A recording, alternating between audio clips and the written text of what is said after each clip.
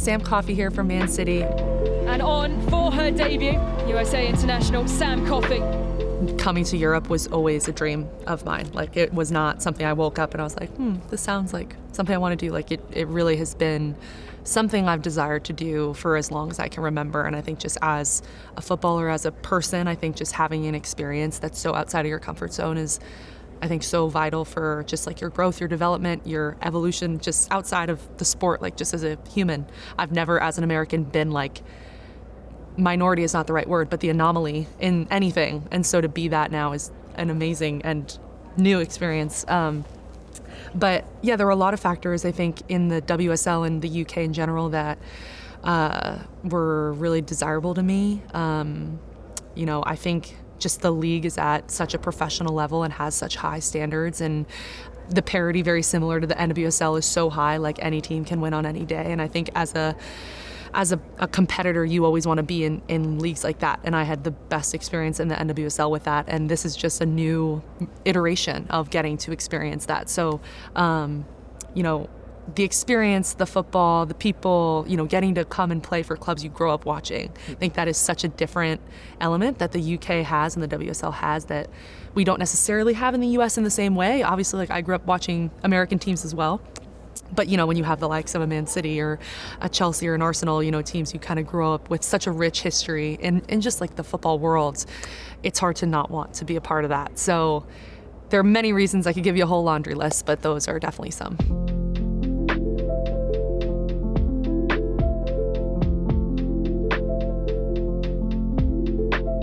I think there were a lot of things that really stood out as things I just wanted to be a part of. I think there was something about immediately that I noticed about like the people and the culture here that even from thousands of miles away I could tell was just different, whether it was me WhatsApping different girls on the team when they didn't know me at all, asking them random questions about what the club is like, or my conversations with Andre and Therese. Like, I get gut feelings about things, and I tend to trust my gut, and my gut just told me that this was a place that did things differently. And it didn't take long in arriving to notice that was definitely the case. And, there are so many top teams that are, excellent across the board, but I think it's rare to find those top teams that also have the culture like the one I've found here. And so far that's been one of my favorite parts about being here, is just like the team and the camaraderie and the togetherness. And I think that's totally showing on the pitch as well in the way that the team's been performing, because the two are obviously correlated. But given there was like a lot I didn't know, obviously I'd never been to Manchester, never stepped foot in the city, and knew enough about the club, but still like had a lot of questions. And again, it didn't take long in arriving here to know that this was definitely the place for me.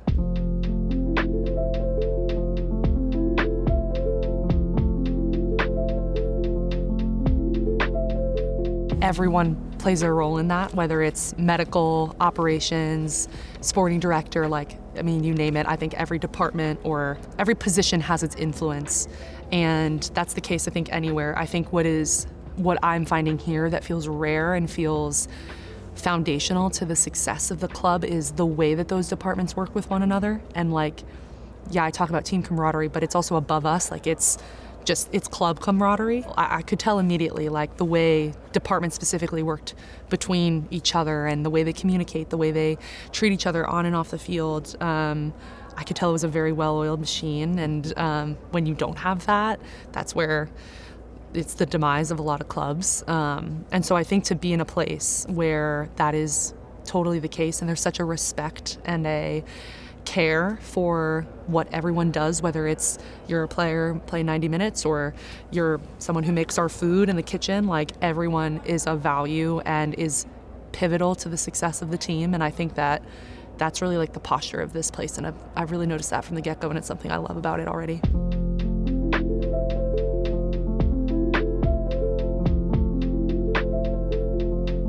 I think it's a really interesting experience coming from being a club captain to then being the new kid on the block. And I think for me, even in my first years in the NWSL as a rookie, I felt like one of my, I'd say, core beliefs is like, we all have influence, whether you're, again, playing 90 minutes, or you're on the bench, or you're not even dressing for the game. Like, we all have something to contribute, and obviously I have been here for 5 minutes and, don't have the experience. I don't, I'm still building relationships with the girls, but like, what does leadership look like for me, and how can I show up and bring my best self, and because I owe that to the team. Like, that is what I can give the team, is my experience, the things I've learned, my perspective, which is very new and different.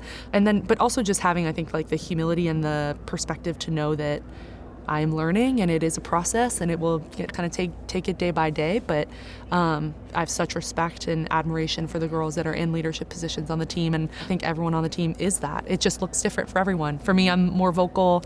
I think I lead a lot with energy and communication and what I do on the field, and I think for some they're more of quiet leaders, or they lead by example. Like, everyone has a different sort of style. I think it's such an opportunity, though, to kind of figure out what that looks like here, but to also not minimize, like, oh, well, I can't be a leader because I've only been here for a month. Like, maybe it doesn't look like it did in my former club or in past experiences, but I think I owe it to the team and to myself to always just bring the best energy I can, to bring my strengths, to bring whatever positive influence I have to give. I